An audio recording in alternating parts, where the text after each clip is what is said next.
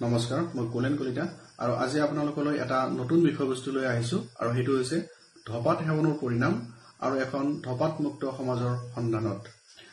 আমি কিদৰে এখন ধপাত মুক্ত সমাজ গঢ়ি তুলিব পাৰো আৰু ধপাত সেৱনৰ পৰিণাম কি হ'ব পাৰে তাক লৈ আজি আমাৰ বিষয়বস্তুত আলোকপাত কৰিব বিচাৰিছো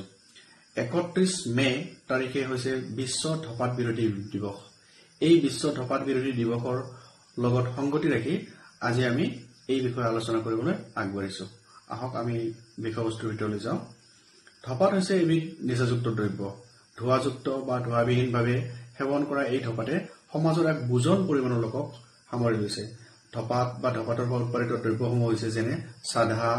বিড়ি সিগাৰেট গাঞ্জা শিখৰ গুটখা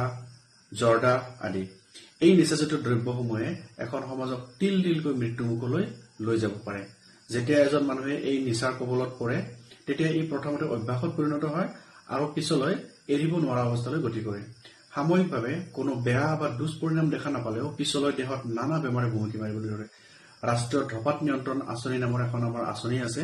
যিখন আঁচনিয়ে আমাক আচলতে এই দ্ৰব্যসমূহ সেৱন কৰাৰ পৰা বিৰত ৰাখিব বিচাৰে আৰু এই আইন অনুসৰি ধপাত সেৱনৰ দ্বাৰা সৃষ্টি হোৱা বিভিন্ন ৰোগত ভাৰতবৰ্ষত প্ৰতিদিনে ৫,০০০ জন ব্যক্তিয়ে অকাল মৃত্যু সাৱটি লয় আমাৰ দেশত মুঠ কৰ্কট ৰোগীৰ ৫০% উদ্ভৱ হয় ধপাত সেৱনৰ পৰা দীৰ্ঘকালীনভাৱে ধপাত সেৱনৰ অভ্যাস কৰিলে তাৰ পৰা হ'ব পৰা কিছু ৰোগ যেনে চুলি সৰা চকুত চানি পৰা মুখৰ ভিতৰত হোৱা কৰ্কট ৰোগ হাঁওফাঁওৰ কৰ্কট ৰোগ হৃদযন্ত্ৰ ৰোগ পেটত পাথৰ হোৱা ওঠৰ কৰ্কট ৰোগ গেলা পচা ঘাঁ বা গেংগ্ৰিন ষ্ট্ৰোক এজমা বহুমূত্ৰ ৰোগ শ্বাসকফ আদি নানা বেমাৰ হোৱাৰ সম্ভাৱনা থাকে নতুনকৈ সমীক্ষাৰ পৰা দেখা পোৱা গৈছে যে ধপাত সেৱনৰ ফলত পুৰুষ বা মহিলাৰ যৌন অক্ষমতা তথা সন্তান জন্ম দিব পৰা ক্ষমতাও কমি আহে ধূমপান আৰু ধপাত সেৱন এক মাৰাত্মক ব্যাধি এই ব্যাধি সমাজৰ পৰা নিৰ্মূল তথা নিয়ন্ত্ৰণ কৰিবলৈ 2003 চনত কটপা মানে cigarette and other টবেকো products act নামৰ এখন আইন প্ৰদান কৰা হৈছিল এই আইন অনুসৰি চিগাৰেট বা ধপাতজাতীয় পদাৰ্থৰ প্ৰত্যক্ষ বা পৰোক্ষভাৱে বিজ্ঞাপন প্ৰচাৰ কৰিব নোৱাৰে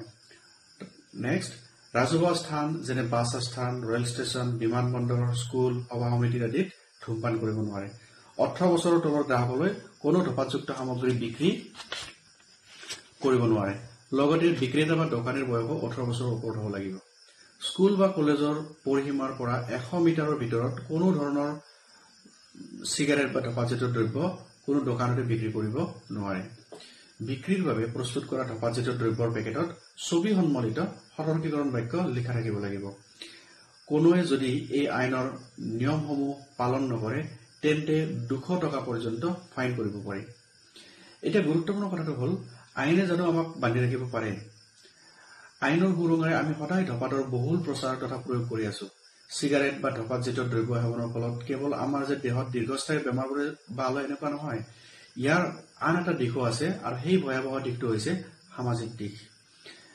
সামাজিক দিশত কিদৰে ধপাতে আমাক অপকাৰ কৰি আহিছে চাওঁ আহক যেতিয়া আমাৰ পৰিয়ালত এটা সন্তানৰ জন্ম হয় তেতিয়া আমি আটাইয়ে অনাবিল আনন্দ অনুভৱ কৰোঁ কিছু অৱস্থাৰ পৰাই ভালদৰে লালন পালন কৰোঁ ডাঙৰ দীঘল কৰি যাতে আমি ভাল স্কুল এখনত নামভৰ্তি কৰাব পাৰোঁ তাৰ চিন্তাত ব্ৰতী হওঁ আশা কৰোঁ যাতে আমাৰ সন্তানে ভালদৰে পঢ়া শুনা কৰি চিকিৎসক অভিযন্তা উকিল হৈ পৰিয়ালৰ লগতে সমাজৰ সুনাম কঢ়িয়াই আনিব পাৰে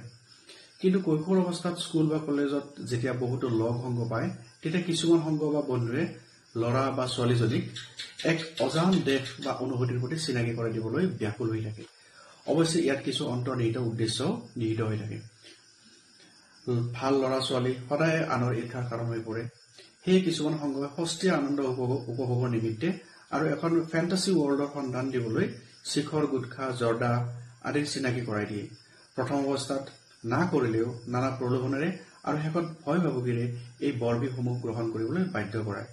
এনেকৈ বাধ্যত পৰি অনিচ্ছা সত্ত্বেও গ্ৰহণ কৰাৰ পিছত লাহে লাহে ল'ৰা বা ছোৱালীজনীয়ে ইয়াৰ প্ৰতি আসক্ত হৈ পৰে আৰু নিজেই সেৱন কৰিবলৈ ধৰে লাহে লাহে দিনটোত খোৱাৰ সংখ্যাও বাঢ়ি যাবলৈ ধৰে এই কথাবোৰ ল'ৰা ছোৱালীৰ অভিভাৱকে ঘুণাক্ষৰেও গম নাপায় এনেকৈ দিন বাগৰাৰ ফলত যেতিয়া ল'ৰা এজনে শিখৰ গুটখা আদি নোখোৱাকৈ দিনটো পাৰ কৰিব নোৱাৰা হয় তেতিয়া স্কুলৰে বন্ধু বান্ধৱীৰ পৰা টকা ধাৰলৈ খুজিবলৈ লয় প্ৰথমতে খুজিলে দিয়ে যদিও পিছলৈ ধাৰ খুজিব নোৱাৰাৰ বাবে লাহে লাহে ঘৰৰ মাক দেউতাকৰ পকেটৰ পৰা চুৰ কৰিবলৈ লয়। এনেকৈ ল'ৰা ছোৱালীৰ মন পঢ়াৰ পৰা আঁতৰি নিচাসক্ত হৈ উচ্ছৃংখল মানসিকতাৰে গঢ় লৈ উঠে। অভিভাৱকৰ পৰা নিজকে আঁতৰাই ৰাখে আৰু বিশৃংখলতাৰে দিন অতিবাহিত কৰে। অভিভাৱকৰ মনত নিজৰ সন্তানে এক অচিনাকি ৰূপত দেখা দিবলৈ ধৰে। যি অভিভাৱকে এদিন নিজৰ সন্তানক চিকিৎসক, অভিযন্তা, উকিল আদিৰ ৰূপত কল্পনা কৰি সমাজৰ আগত নিজৰ বংশ গৌৰৱৰ কথা চিন্তা কৰিছিল, সেই সন্তান কিন্তু প্ৰকৃততে সকলোৰে অলক্ষিতে এজন গভাল চোৰলৈকে ৰূপান্তৰিত হয়। আমি ৰাস্তাই ঘাটে চক বজাৰে দেখা পোৱা উশৃংখল ল'ৰাবোৰৰ আচৰণ ভালদৰে বিশ্লেষণ কৰি চোৱা হয়, তেন্তে সকলো কথাৰ মূলতে যে এই চিগাৰেট বা ধঁপাতজাতীয় দ্ৰব্যসমূহ তাক অনুধাৱন কৰিব পৰা যায়। আজি আমি সমাজত দেখিবলৈ পোৱা ডাঙৰে সৰুক নমনা হোৱা, শিক্ষকক উপযুক্ত সন্মান নকৰা, বিপদৰ সময়ত সহায়ৰ হাত আগনবঢ়োৱা, অলপ কথাতে কাজিয়া কৰা, উন্মাদ আচৰণ আদি সকলোবিলাকৰে গুৰি যে ধঁপাত নামৰ বৰবিহ, সেয়া আমি সকলোৱে গুৰুত্ব সহকাৰে লোৱা উচিত। সেয়ে শেষত মই ক'ব বিচাৰো যে ধূমপান আৰু ধঁপাতজাতীয় দ্ৰব্য সেৱন কৰিলে আমাৰ নিশ্চিত দৈহিক ক্ষতি আৰু সামাজিক বিশৃংখলতাৰ সম্ভাৱনা থাকে। 10 বা 20 টকা দামৰ শিখৰ গুটখা কিনি খোৱাৰ অভ্যাস কৰাৰ পিছত যেতিয়া দুৰাৰোগ্য ৰোগত আক্ৰান্ত হয়, তেতিয়া 10-20 লাখ পৰ্যন্ত খৰচ কৰিবলগীয়া হয়। বহুদৰে ভেটি মাটি পৰ্যন্ত বিক্ৰী কৰিবলগীয়া পৰে। অৰ্থাৎ নিজে পংগু হৈ পৰিয়ালটোকো এক প্ৰকাৰৰ পংগুত পৰিণত কৰে। সেয়ে আহক আমি জীৱনক আদৰো, ধঁপাতক নহয়।